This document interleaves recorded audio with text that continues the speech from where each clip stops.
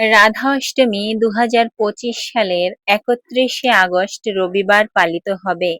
এই দিনে ভক্তরা দেবী রাধার জন্মদিন উদযাপন করেন এবং বিশেষ পূজা ও উপবাস পালন করেন।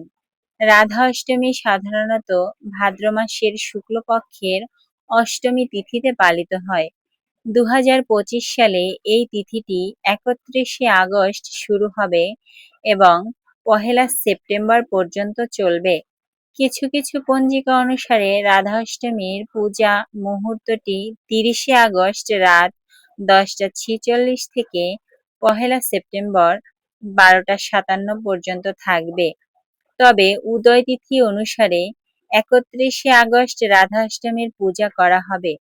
সুতরাং রাধা অষ্টমী 2025 সালের 31শে আগস্ট রবিবার পালিত হবে এবং পূজা করার জন্য ভক্তরা দিনের বেলায় শুভ মুহূর্তটি পাবেন। হরে কৃষ্ণ।